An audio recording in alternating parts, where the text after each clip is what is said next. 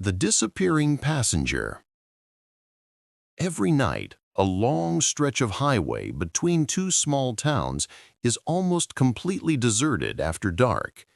Locals warn drivers never to stop if they see anyone on the side of the road there. A rideshare driver once ignored that warning. It was late, around 2:45 a.m., when he got a request from someone who said they were stranded just outside of town. The pickup location was pinned on the edge of the woods near an old bridge. The driver found the spot easily enough. The person was standing perfectly still under a flickering streetlight. They climbed in silently, dripping wet, saying only, "Home, please." The app didn't show a destination, but he drove anyway, following vague directions. About 15 minutes in, the temperature in the car dropped sharply.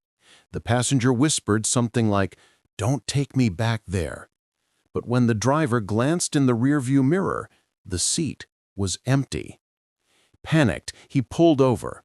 The back seat was soaked, as if someone had been sitting there drenched in river water. The app on his phone showed the passenger had never been picked up. The ride had canceled before he'd even arrived. The next morning, police found his car abandoned near the bridge. The driver was gone. Only his phone was left behind, still recording a dashcam video. At the 2:47 mark, just before the recording cuts out, a faint voice can be heard whispering, "You shouldn't have stopped." The Whisper Trail. Ranger Holt had worked the Redwood Reserve for nearly 20 years and thought he'd seen everything the forest could offer until he heard the voices. It started as faint whispers drifting through the trees on a fog-heavy night. He thought it was hikers lost off trail, so he followed the sound. His flashlight sliced through the mist, beams catching movement. Just shadows, he told himself. The whispers grew louder, dozens of overlapping tones calling his name. When he found the source, it was a clearing, empty, except for the sound of whispering now coming from beneath the ground. He shone his light downward and saw faint outlines, depressions in the earth like shallow graves.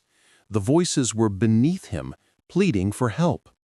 He radioed for backup, but static drowned every word.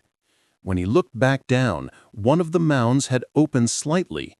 Inside, he saw an open eye staring up at him.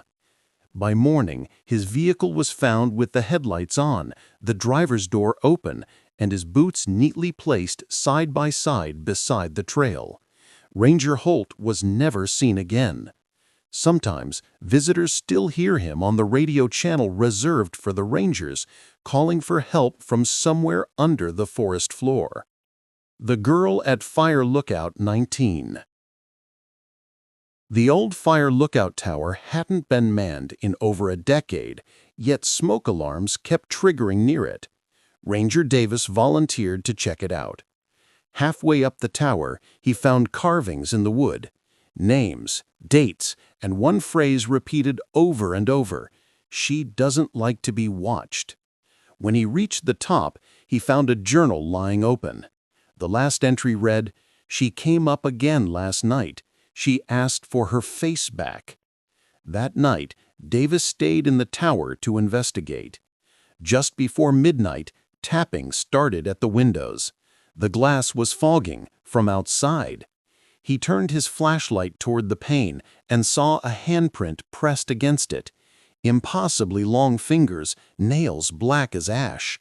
When he looked again, a girl was staring in at him, her face blurred like wet paint. Davis fell from the tower trying to escape. His body was never recovered. But rangers say the light in Lookout 19 sometimes flicks on by itself. And if you climb up, you'll see a journal with a fresh entry written in his handwriting.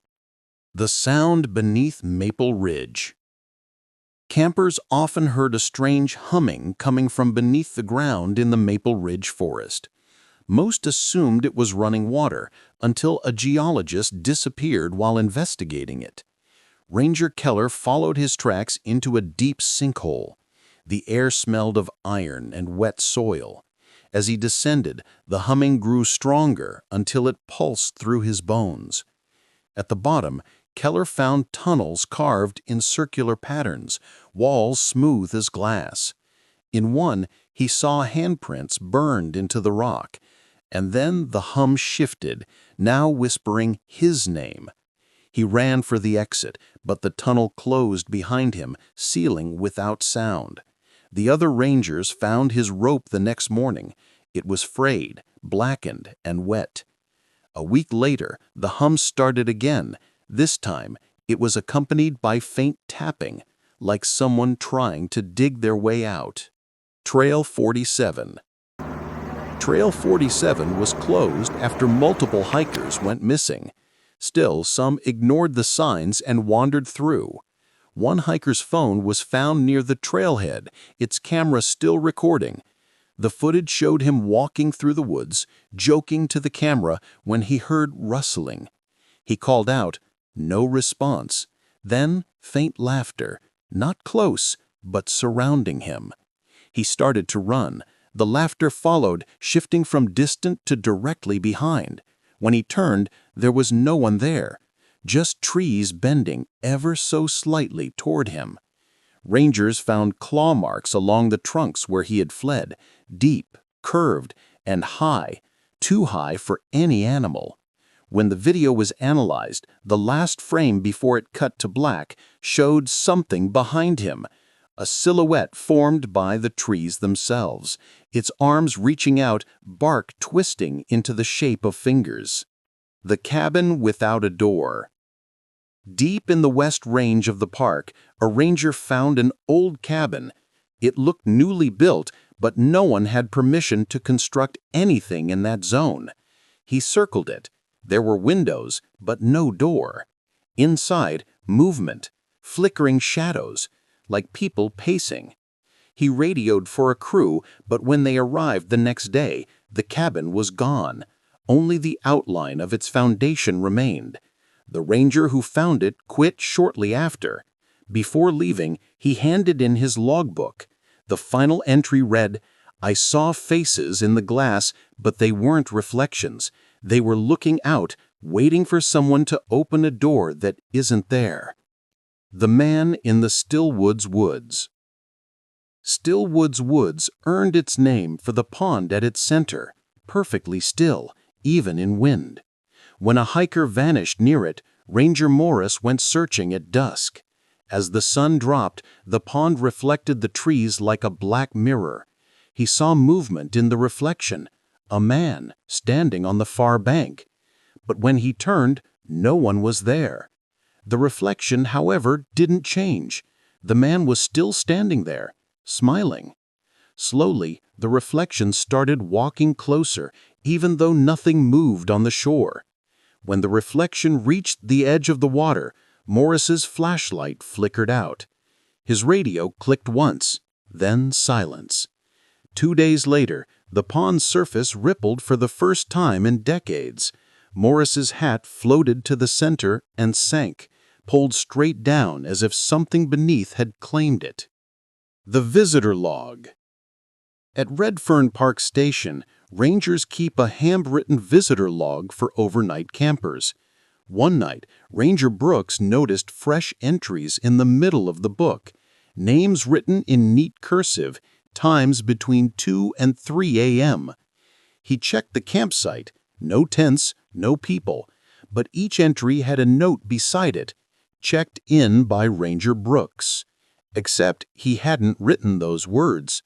The next night, more names appeared, and that same night, a camper went missing from Site 12, then another the following night.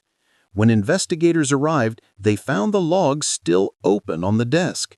The newest entry read, "Ranger Brooks, checked in by the forest." His uniform was later found on a chair near the window, neatly folded. No one ever saw him again, but the log keeps updating itself.